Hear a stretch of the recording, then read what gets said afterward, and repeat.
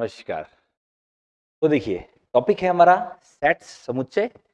और इससे जो पिछली जो क्लास थी हमारी, देखिए उसमें हमने क्या देखा था। एक तो सेट होता क्या है, सेट को किस तरीके से दर्शाते हैं, और सेट कितने प्रकार के होते हैं, टाइप देखे थे हमने सेट्स के। तो ये तो था हमारा पिछली क्लास का जो हमने पढ़ा था।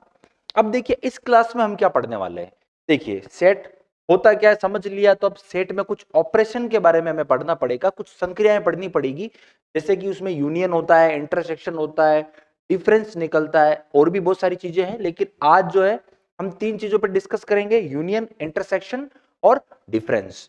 तो देखिए आ जाता हूं मैं आपके टॉपिक पर, और जो पॉइंट आज हमें लेने हैं हम उस पर डिस्कस करेंगे। उससे पहले मैं आपको एक चीज बता देता हूं। आपके यहां पर एक वेन डायग्राम होता है, देखिए मैं यहां लिख लेता हूं। एक हम चीज डिस्कस करेंगे, वेन डायग्राम। ये जो वेन आरेख है पर भी आज हम डिस्कस करेंगे, लेकिन इसके लिए मैं एक अलग से कोई पॉइंट नहीं बनाऊंगा।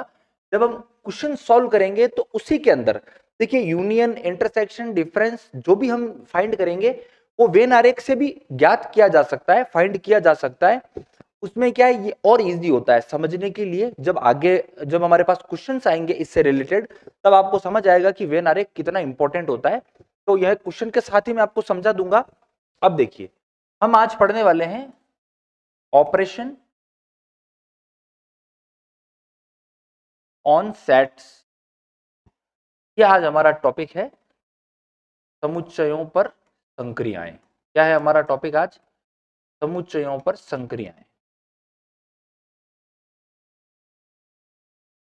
ठीक है, समुच्चयों पर संक्रियाएं ये हमारा टॉपिक है। उसमें पहली जो संक्रिया पढ़ेंगे, पहला जो ऑपरेशन हम देखेंगे, यूनियन ऑफ सेट्स, समुच्चयों का सम्मिलन। समुच्चयों का सम्मिलन। अब समझो,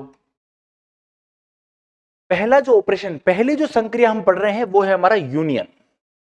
यूनियन यू से स्टार्ट हो रहा है, तो जो हम किससे डिनोट करते हैं, इस तरीके से यू से हम डिनोट करते हैं यूनियन को हिंदी में कहते हैं सम्मिलन। ठीक है, अब समझना यूनियन में होता क्या है, सम्मिलन में होता क्या है। कोई भी दो सेट है, अब देखिए संक्रिया है, ऑपरेशन हमेशा जो होता है ना, दो या दो से ज्यादा, जब भी किसी भी चीज का ऑपरेशन मान लीजिए, अब मान लो हम ऐड कर रहे हैं, तो ऐड में कम से कम दो तो होने ही चाहिए, ज्यादा से ज्यादा कितने भी हो सकते हैं। सब्ट्रैक्ट कर रहे हैं, अगर मान लीजिए हम घटा रहे हैं, तो भी कम से कम तो दो होने ही चाहिए हमारे पास, अधिकतम कितने भी हो सकते हैं। उसी प्रकार से अब ये दोनों क्या है, ऐड है, सब्ट्रैक्ट है, डिवाइड है, मल्टीप्लाई है, ये सारे ऑपरेशन है, सारी संक्रियाएं हैं, मैथमेटिकल ऑपरेशंस होते हैं, गणितीय संक्रियाएं हैं। इसी प्रकार से जो ये यूनियन है, अब देखो कम से कम दो सेट तो होने ही चाहिए, अधिकतम कितने भी हो सकते हैं, क्योंकि क्या है, ऑपरेशन है, संक्रिया है। तो देखो अब यहां पर यूनियन करेंगे तो दो सेट तो हमें लेने ही है, एग्जांपल के रूप में कम से कम दो तो हमें लेके ही चलना पड़ेगा। तो देखिए मैं पहला जो सेट ले रहा हूं ए, मैंने ले लिया 1 2 3 4 5, ये अपने हिसाब से मैंने एग्जांपल ले लिया। अब ये नहीं बताऊंगा कि ये ए है, ये मैंने इस सेट को डिनोट किया ए से, ये मंजुला कोष्टक मैंने यूज किया है, ये एलिमेंट है, ये तो पिछली क्लास में बता चुका हूं कि ये इस सेट का फॉर्म होता है। कौन सा फॉर्म है ये? रोस्टर फॉर्म है। ठीक है, अब आ जाते हैं, देखिए एक सेट और ले लिया मैंने बी, मैंने इसमें ले लिया 3 5 8 9 10, ये मैंने एलिमेंट ले लिए 3 5 8 9 10। सेट कौन सा है? बी हो गया। अब समझना, अब यूनियन में क्या करेंगे, देखो यूनियन में क्या होता है, जब भी दो सेट का हम यूनियन लेते हैं तो ए और बी के जितने भी एलिमेंट हैं वो सारे एक सेट में आ जाते हैं। क्या होता है? मिक्स हो जाते हैं। मतलब क्या है, इन दोनों को हम ऐड कर लेते हैं, ऐड में जोड़ना नहीं है, इन दोनों से एक सेट बनेगा, और वो एक सेट होगा जिसमें दोनों के सारे एलिमेंट आ जाएंगे। कंडीशन क्या रहेगी, कोई भी एलिमेंट रिपीट नहीं होना चाहिए। मतलब ये कि अगर सेट ए और बी में कोई एलिमेंट ऐसा है जो उस बी में भी है और ए में भी है, तो उसे हमें वन टाइम ही लेना है, दो बार नहीं लिखेंगे। तो देखिए यहां पर ए यूनियन बी की बात कर रहा हूं, ए यूनियन बी, ये ए यूनियन का साइन हो गया, ये यू वाला, और बी। अब मुझे क्या करना है, यूनियन लेना है, मतलब ए और बी के सारे एलिमेंट मुझे ले लेने हैं। तो देखो कैसे लेंगे, 1 2 3 4 5 3 5 8 9 10। अब देखो होता क्या है, हमें छोटे से बड़े एलिमेंट की रूप में यहां पर हमें शो करना है, लेकिन देखो मैं यहां पर वैसे ऑलरेडी छोटे से बड़े में ही ये चल रहा है, तो मैं क्या करूं, पहले एक एलिमेंट ले लेता हूं 1 2 3 4 5। 1 2 3 4 5 ये मैंने एक एलिमेंट ले लिए। अब मैं बी के लिख लेता हूं, और करना यही तो है, ए और बी के सारे एलिमेंट मुझे एक सेट में लेने हैं, तो इसमें इतना सोचने वाली बात नहीं है, ए के सारे लिख दिए, अब बी के लिख दो। लेकिन देखो 3 एंड 5 मैंने यहां ऑलरेडी ले लिया है क्योंकि ए में था, तो 3 5 को छोड़ दो, मुझे लेना है 8 9 10। अब ये छोटे से बड़े में ही था, आरोही क्रम में ही है, तो इसलिए हमें इस पर ज्यादा डिस्कस नहीं करना है। अदरवाइज हमें क्या करना है, अगर यहां पर कोई बड़ा अगर आ गया हमारे पास एलिमेंट और इधर छोटा है, तो बड़े वाले को बाद में लिखना है। तो पहले तो आप इस तरीके से लिख लो, पहले ए के एलिमेंट फिर बी के एलिमेंट, फिर आप उसको छोटे से बड़े में दिखा दो, थोड़ा इजी हो जाएगा। ये तो हो गया हमारा यूनियन। अब इसको वेन डायग्राम में बता देता हूं मैं आपको, वेन डायग्राम में इसको कैसे पढ़ेंगे। तो वेन डायग्राम होता किस तरीके से, एक बॉक्स होता है इस तरीके से। अब न तो मैं इसको रेक्टेंगल बोलूंगा, नहीं मैं इसको स्क्वायर बोलूंगा, क्योंकि आपको अंदाजे से एक बॉक्स बनाना है, वो रेक्टेंगल भी बन सकता है और स्क्वायर भी बन सकता है, इससे हमें यहाँ कोई लेना देना नहीं है, हमें तो एक बॉक्स चाहिए। ये हो गया एक बॉक्स। अब इसमें मान लो हमारे पास क्या होते हैं, ऐसे इस तरीके से सर्कल बने होते हैं, ये लीजिए ये लीजिए, और आप इस तरीके से और भी सर्कल बना सकते हैं, जितने सेट है उतने सर्कल बन जाएंगे। अब देखो मेरे यहाँ पर कितने सेट थे, अभी पिछले वाले क्वेश्चन में 2 सेट थे, मैंने 2 सर्कल बना लिए। अब मानो इसमें क्या एलिमेंट थे, ये मानो ये ए वाला है सर्कल, ये बी वाला है, और ये जो पूरा बॉक्स है ना, ये है यूनिवर्सल सेट का काम करता है, मतलब जितने भी यहाँ सेट होंगे वो सारे इसी बॉक्स के अंदर है ना, तो ये एक यूनिवर्सल सेट हो जाएगा। और देखो ए ये है, बी ये है। अब ए के एलिमेंट नोट करो 1 2 3 4 5, ये इसमें ए में थे, बी में क्या थे 3 5 8 9 10। ये हो गया, सॉरी 8 9 10 है क्या उसमें, हाँ 3 5 8 9 10। तो ये हो गया ए, ये हो गया बी। ये है हमारा वेन डायग्राम का मेथड। हम इसको किस तरीके से डिनोट करते हैं, एक बॉक्स होता है, उसमें क्या होते हैं सर्कल बने होते हैं, जिसमें ए बी, अगर सी होता तो हम एक थोड़ा सा ब्रैकेट ये बॉक्स को बड़ा बना के एक सर्कल और बना लेते और उसमें सारे एलिमेंट लिख लेते। पर देखो अब यहां पर हमें करना क्या है, ए में है 1 2 3 4 5, यहां पर है 3 5 8 9 10। अब एक यूनिवर्सल सेट है, किसी भी सेट में कोई भी एलिमेंट 2 बार आता है क्या, किसी भी सेट में नहीं आता है। तो इस पूरे यूनिवर्सल सेट में देखो 3 5 3 5 2 बार आ गया है, क्या ये पॉसिबल है क्या किसी भी सेट में कोई नंबर 2 बार आ सकता है, नहीं ना।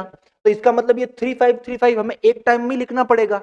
अब ये कैसे इसका अरेंजमेंट करें कि ये 3 5 एक बार लिखें, इस सर्कल में भी काउंट हो जाए और इस वाले में भी काउंट हो जाए, और लिखना भी हमें एक ही बार पड़े, क्योंकि इस यूनिवर्सल सेट में कोई भी एलिमेंट सिंगल टाइम ही आ सकता है। तो हम क्या करेंगे, कुछ सर्कल को इस तरीके से बना लेवे जिससे कि क्या हो 3 5 वन टाइम ही आ जाए लिखने में, और दोनों ही सर्कल में काउंट हो जाए। तो ये तो आप लोगों को पता है, देखिए ये एक सर्कल और ये लीजिए एक सर्कल। अब देखो ये वाला जो पार्ट है ना, ये वाला, ये कॉमन पार्ट, ये इस वाले सर्कल में भी आता है और ये इस वाले सर्कल में भी आता है, मतलब ये दोनों ही सर्कल में काउंट होगा। तो ये जो कॉमन पार्ट है ना, उभयनिष्ठ वाला भाग, इसमें हमें वो नंबर लिखने होते हैं जो दोनों ही सेट में अवेलेबल है। तो देखो 1 2 3 एंड 5 देखो दोनों में है, ये लिखा मैंने 3, ये लिखा मैंने 5। अब देखो यहां पर बचा 4, तो इधर क्या बचा 8 9 10। ये यूनिवर्सल सेट, ये ए ये बी, समझे गए। देखो 1 2 3 4 5 ये हो गया सेट ए, 3 5 8 9 10 ये हो गया सेट बी। 3 5 को मैंने सिंगल टाइम ही लिखा है, क्योंकि यूनिवर्सल सेट में कोई भी सेट है ना, तो कोई भी एलिमेंट वन टाइम आएगा, तो 3 5 भी वन टाइम आया है, तो दोनों में काउंट हो गया है। तो ये होता है हमारा वेन आरेख का ये वेन डायग्राम, इस तरीके से हम दिखाते हैं, इस तरीके से हमें सेट बनाने होते हैं। अब समझो यूनियन की बात करें, यूनियन क्या होता है, ए और बी 2 सेट है, सारे एलिमेंट ले लो, कोई भी एलिमेंट रिपीट नहीं होना चाहिए। तो देखो 1 2 3 4 5 सेट ए ले लिया, बी ले लेते हैं 8 9 10 3 5। अब देखो 3 5 को 2 बार नहीं लेना है, क्योंकि 3 5 ही तो है जो डबल बार है, तो यहां पर देखो 3 5 सिंगल टाइम ही लिखा हुआ है। तो ये वाला पूरा जो पार्ट होगा हमारा, ये वाला ये है हमारा यूनियन वाला पार्ट। देखो 1 2 3 4 5 8 9 10, कोई भी एलिमेंट रिपीट नहीं हुआ है और ए और बी के सारे ही एलिमेंट ले लिए मैंने।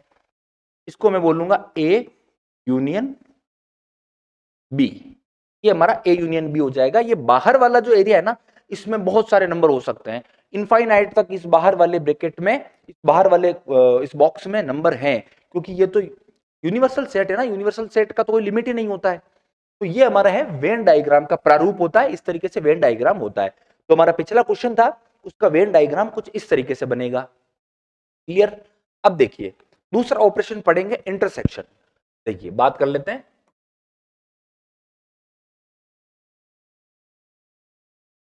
इंटरसेक्शन ऑफ सेट्स को हम कहते हैं सर्वनिष्ठ समुच्चयों का,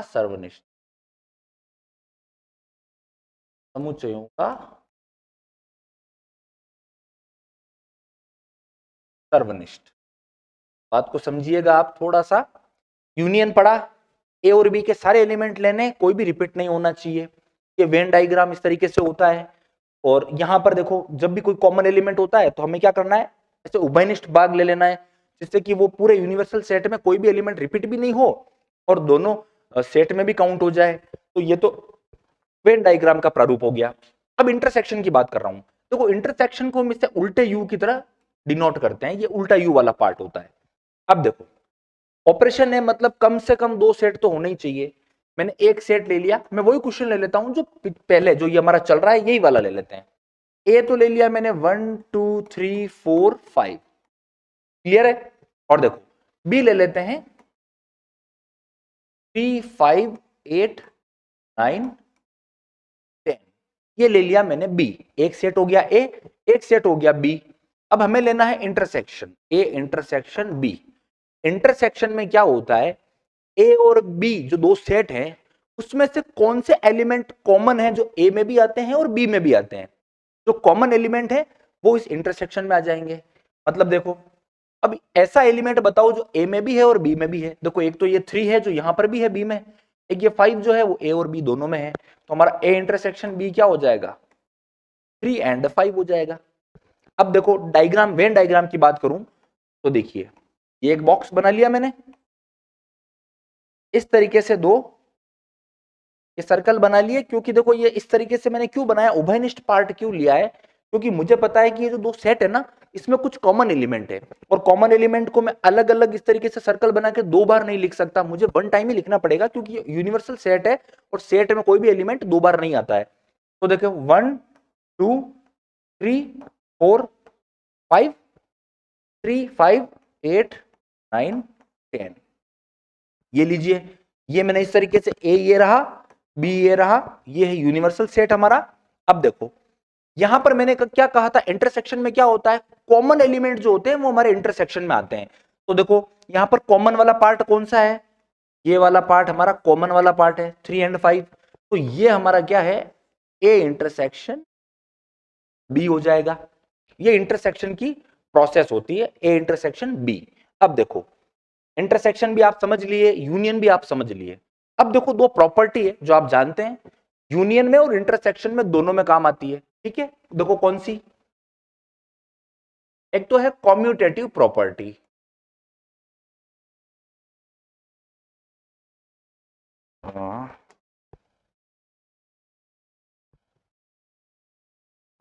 एक प्रॉपर्टी तो है कॉम्यूटेटिव प्रॉपर्टी,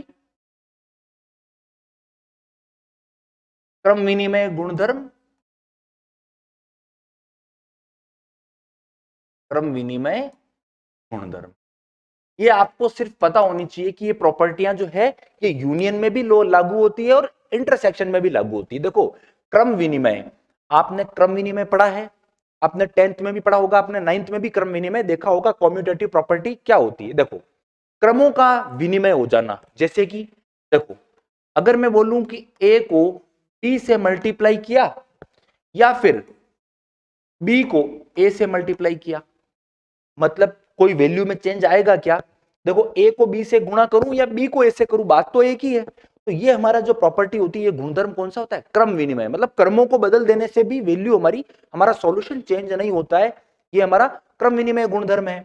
ठीक है, इसको हम, ये हमारा स्टैंडर्ड फॉर्म, बेसिक फॉर्म जो होता है, जो हम पिछले क्लासों में पढ़ के आए हैं। ठीक है, अब देखना यहां पर यूनियन और इंटरसेक्शन में किस तरीके से लागू होगा। देखो, मैंने बोला कि ए यूनियन बी निकालूं या फिर बी यूनियन ए निकालूं, दोनों ही कंडीशन में वैल्यू सेम आएगी। देखो कैसे, ए और बी के सारे एलिमेंट लेने हैं, इस वाली कंडीशन में क्या करूंगा, ए और बी के सारे एलिमेंट ले लूंगा, किसी भी को भी रिपीट नहीं करूंगा। ठीक है, इसमें बी यूनियन ए में क्या होगा, बी और ए के सारे एलिमेंट ले लूंगा और रिपीट किसी को नहीं करूंगा। तो बात तो वही है, जो हमारा रिजल्ट जो होगा, जो रिजल्ट वाला ए यूनियन बी या बी यूनियन ए होगा, वो एलिमेंट तो सारे सेम होंगे अंदर। इसका मतलब यूनियन में तो क्रम विनिमय लागू होता है। ठीक है, इंटरसेक्शन की बात करें तो देखो, ए इंटरसेक्शन बी और बी इंटरसेक्शन ए, इसमें भी क्रम विनिमय लागू होता है, कम्यूटेटिव प्रॉपर्टी लागू होती है। देखो कैसे, ए और बी का कॉमन पार्ट है वो हमारा ए इंटरसेक्शन बी है, और बी और ए का कॉमन पार्ट भी, बात तो वही है, तो A intersection B intersection A है, वो हमारा दोनों ए और बी का कॉमन पार्ट ही तो है। अगर अपन इनडायरेक्टली बात करें तो दोनों का कॉमन पार्ट तो सेम है ना, इसका मतलब ये दोनों इक्वल होंगे। तो ये कम्यूटेटिव प्रॉपर्टी यूनियन में और इंटरसेक्शन में दोनों में लगती है। ठीक है, अब देखो एक एसोसिएटिव प्रॉपर्टी की बात करें,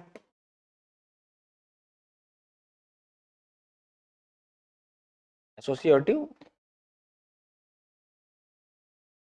प्रॉपर्टी साहचर्य गुणधर्म,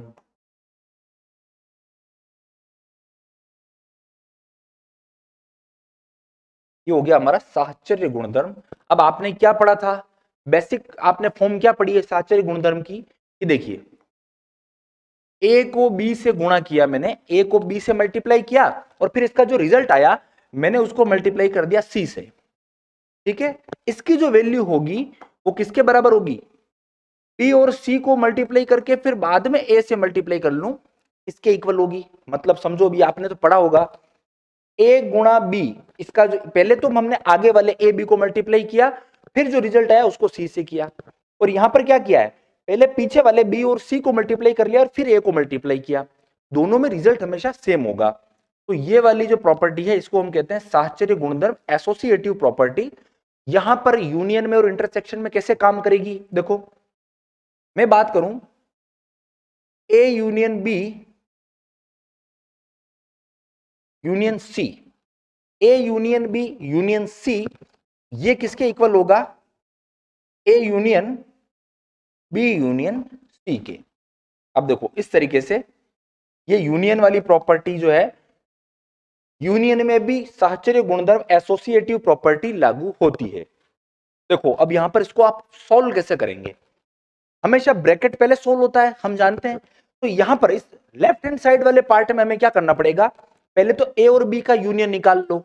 यूनियन कैसे निकलेगा, ए और बी के सारे एलिमेंट ले लेंगे, किसी को रिपीट नहीं करेंगे। अब जो हमारे पास नया सेट आएगा ए यूनियन बी का, उसका यूनियन लेंगे सी के साथ। मतलब इसके एलिमेंट, ए यूनियन बी के सारे एलिमेंट और सी के एलिमेंट हमें साथ में ले लेने हैं, किसी को भी रिपीट नहीं करना है। जो रिजल्ट हमारा होगा वो किसके बराबर होगा, हम बी और सी का पहले यूनियन ले लेते हैं और उसका जो रिजल्ट होगा फिर उसका यूनियन ए के साथ करेंगे, दोनों का रिजल्ट सेम होता है। इंटरसेक्शन में भी ये हमारी जो प्रॉपर्टी है ये लागू होती है। कैसे, A intersection B intersection C कर लो, या फिर A intersection B intersection C कर लो, दोनों ही सिचुएशन में, इन दोनों यूनियन में और इंटरसेक्शन में हमारी एसोसिएटिव प्रॉपर्टी साहचर्य गुणधर्म लागू होता है। तो हमें सिर्फ ये पता रखना है कि यूनियन हो, इंटरसेक्शन हो, सम्मिलन हो या सर्वनिष्ठ हो, दोनों ही सिचुएशन में क्रम विनिमय गुणधर्म और साहचर्य गुणधर्म दोनों ही लागू होते हैं। कम्यूटेटिव और एसोसिएटिव प्रॉपर्टी दोनों लागू होती है। बस आपको इस प्रॉपर्टी का फॉर्म पता होना चाहिए। कम्यूटेटिव में तो क्या होता है, ए इंटू बी या बी इंटू ए इक्वल होता है, तो हमें यहाँ पर A union B union A हो गया। इंटरसेक्शन में A intersection B intersection A, और साहचर्य में क्या होता है, A into B into C, और यहाँ पर A into B into C. तो यहाँ पर क्या है, हमने इस तरीके से प्रॉपर्टी यहाँ लगा दी है।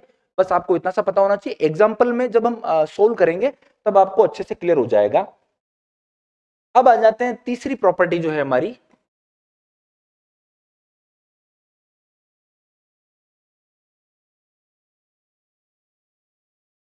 Difference of sets.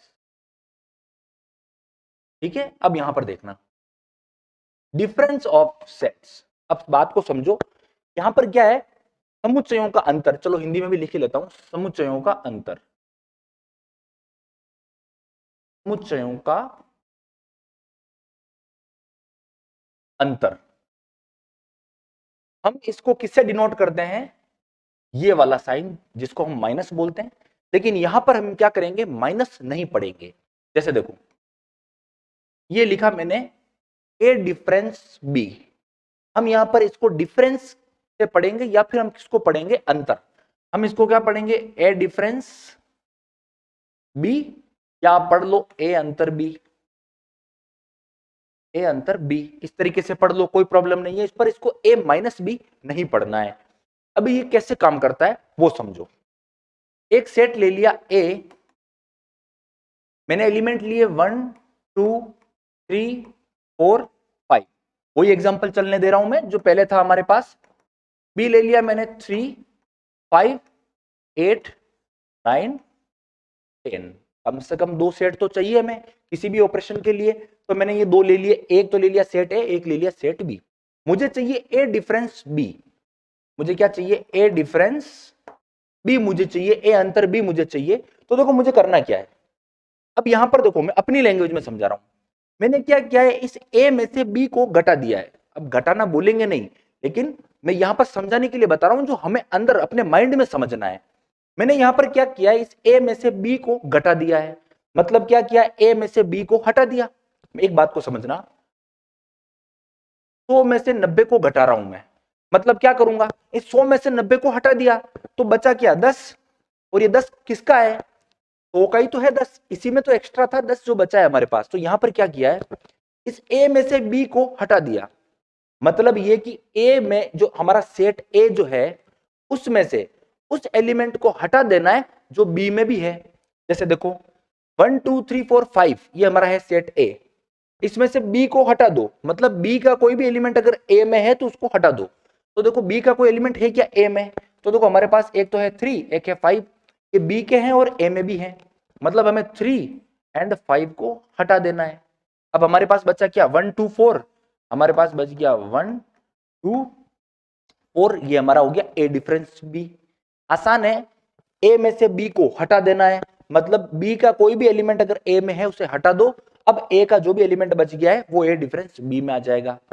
ऐसे ही मान लो अगर मैं बोल दूं बी डिफरेंस ए निकालो, यहां पर क्या पढ़ेंगे, देखो बी में से ए को हटा दो, मतलब बी में से ए को हटा देना है। मतलब ए का कोई भी एलिमेंट अगर बी में है तो उसे हटा दो। तो देखो 1 2 3 4 5 बी में बी में है क्या, ऐसा एलिमेंट जो ए का है। तो देखो 3 एंड 5, ये 3 5 जो है ना ये ए का है और बी में भी है, मतलब इन दोनों को हटा दो।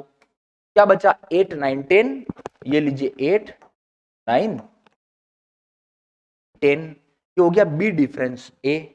अब वेन आरेख में कैसे बताएंगे इसको, वेन डायग्राम में, ये एक लिया मैंने बॉक्स, मैंने क्या किया, 2 सर्कल बना लिए, 2 वृत्त बना लिए, ये लीजिए ए है, ये लीजिए बी है। ठीक है, ये ए हमारा और ये बी हमारा। कॉमन एलिमेंट कौन सा है, 3 5 1 2 4 8 9 10, ये तो हमारा हो गया सेट। ठीक है, ए बी, और ये हो गया यूनिवर्सल सेट। अब देखो एक है, अब देखो ए कौन सा है हमारा, ये पूरा वाला ए है, ये वाला, ये पूरा ए है ना अभी हमारा, 1 2 3 4 5। बी कौन सा है, 3 5 8 9 10। ए में से बी को हटा दो, मतलब क्या हुआ, ये है ए, उसमें से बी कौन सा है हमारा, ये, इसको हटा दो। मतलब देखो इस पूरे गोले, एक गोले में से ये बी वाला गोला हटा दोगे तो बचेगा कौन सा है, ये वाला बचेगा हमारा, ये वाला पार्ट। और ये है हमारा ए डिफरेंस बी, ए डिफरेंस बी वाला पार्ट कौन सा है, 1 2 4, और ये देखो आया था 1 2 4।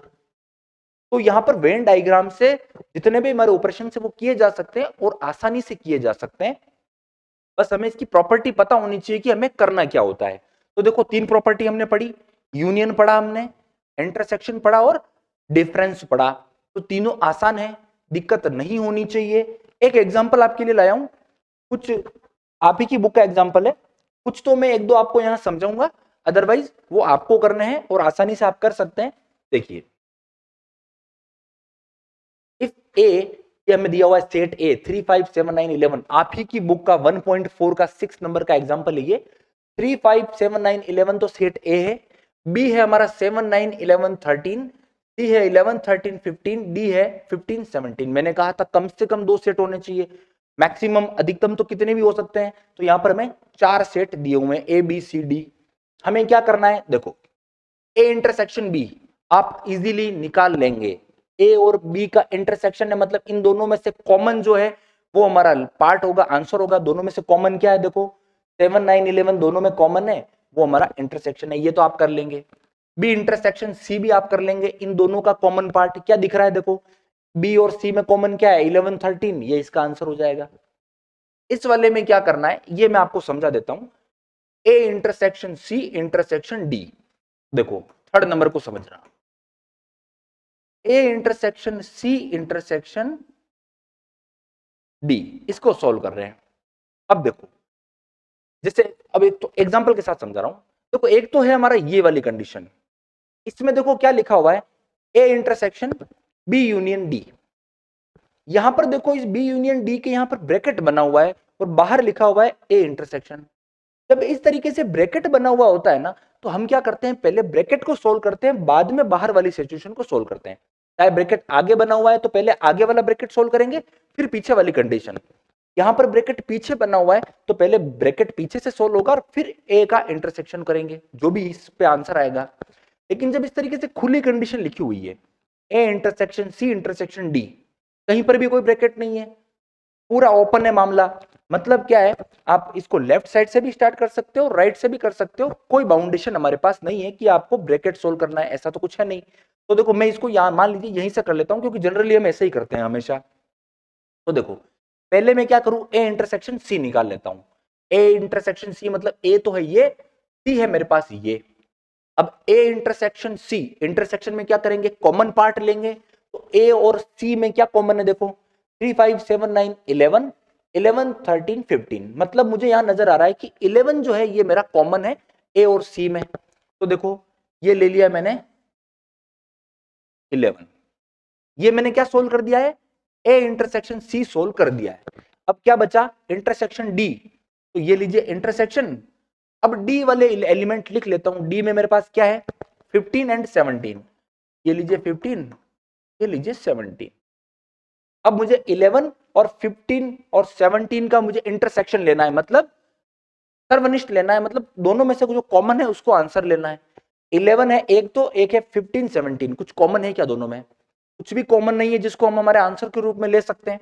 मतलब मैं क्या बोलूंगा, 5 एम्प्टी खाली है, जो हम कॉमन पार्ट लेना चाह रहे हैं हमारे सेट में, वो कॉमन पार्ट है नहीं है, मतलब एम्प्टी सेट आएगा, रिक्त समुच्चय आएगा। अब आप इसको 5 से दर्शा लो या इस तरीके से खाली ब्रैकेट बना लो, कोई प्रॉब्लम नहीं है, बस ब्रैकेट के अंदर 5 नहीं बनाना है, वरना वो एलिमेंट हो जाता है। तो ये तो हमारा हो गया ये वाला एग्जाम्पल। अब आप ए इंटरसेक्शन सी निकाल लेंगे, ए और सी में से कॉमन क्या है, देखो वैसे ही दिख रहा है 11 है, कोई प्रॉब्लम नहीं है। बी इंटरसेक्शन डी, बी और डी की बात करें तो दोनों में कुछ भी कॉमन नहीं है, 5 हो जाएगा। ये वाला देख लो, ये समझा लेता हूं। इसके अलावा फिर ये वाला आप कर ही सकते हैं, ए इंटरसेक्शन डी, और ये उसी के जैसा है तो आप कर लेंगे। तो मैं वो वाला समझा देता हूं। 6 नंबर जो एग्जांपल है हमारा, हमारे पास है A intersection B union C, ये लीजिए, ये हमारा 6 नंबर एग्जांपल है। आपको इसमें 10 एग्जांपल दिए हुए हैं, मैंने यहाँ पर 8 ही लिए हैं, ठीक है, 2 मैंने नहीं लिए क्योंकि मुझे थोड़ा टाइम का भी देखना पड़ता है, वीडियो ज्यादा लंबी नहीं होनी चाहिए, इसलिए मैंने ये 8 लिए, जिसमें से मैं आपको 2-3 तो करके बता रहा हूं, बाकी इजी है, मैंने आपको बोल के ही समझा दिया है। अब समझना, A intersection B union C.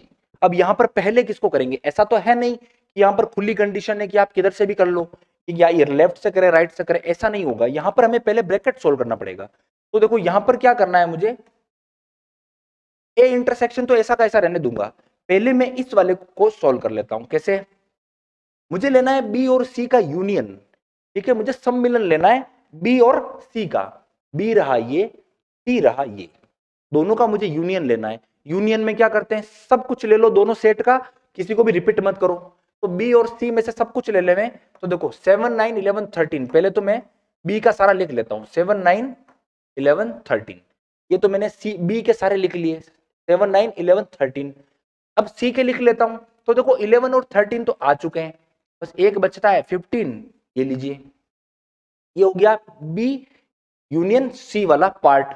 अब मुझे ए के साथ इंटरसेक्शन करना है, देखो ए लिख लेता हूं। पहले मुझे क्या करना है, ये जो सेट ए है ना, उसको मैं इस फॉर्म में लिखूं जिससे कि मुझे पता चले कि नंबर कौन से मेरे कॉमन है। तो देखो 3 5 7 9 11, ए है मेरे पास 3 5 7 9 11, ये तो है हमारा ए।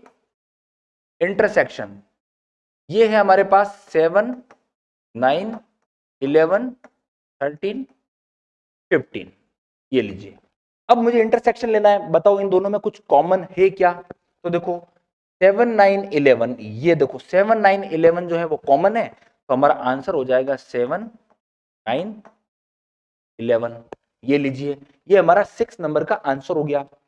इस टाइप के क्वेश्चंस में हमें नंबर पर बहुत ध्यान देना है, कॉमन कब ले रहे हैं, कैसे ले रहे हैं, पहले क्या सोल्व कर रहे हैं, काम सफाई से होना चाहिए। जैसे मैंने इस यूनियन को सोल्व किया तो पहले इसको लिखा है मैंने प्रॉपर रूप में सेट बना के, और आगे लिखा है ए इंटरसेक्शन ऐसा का ऐसा। फिर मैंने क्या किया, इस ए को यहां से पूरा इस रोस्टर फॉर्म में लिखा है प्रॉपरली, जिससे कि इन दोनों में जब कंपेयर करूं ना तो मुझे नंबर व्यवस्थित दिखे मुझे। अगर मैं इसकी तुलना यहां से करूंगा तो देखो हो सकता है कि मैं यहां से इसको डायरेक्ट ए से यहां कंपेयर करूं, और हो सकता है मैं गलती से कभी इससे कंपेयर कर दिया मैंने, या हो सकता है मैं नंबर को देखने में मुझे मिस्टेक हो जाए, तो मैंने यहां पर इसको प्रॉपरली लिख लिया है। इस टाइप से कभी भी आप क्वेश्चन करें तो इस चीज का बहुत ध्यान रखें कि कहीं पर भी छोटी सी गलती भी हो गई तो पूरा क्वेश्चन गलत हो सकता है।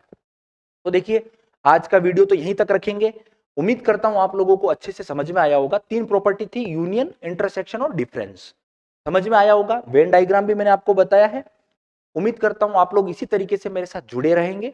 आप लोग इसी तरीके से जुड़े रहेंगे तो बहुत अच्छी तरीके से मैं कोशिश करूंगा कि आपको मैं जो पढ़ा रहा हूं वो आपको मैं इसी तरीके से पढ़ाता रहूं।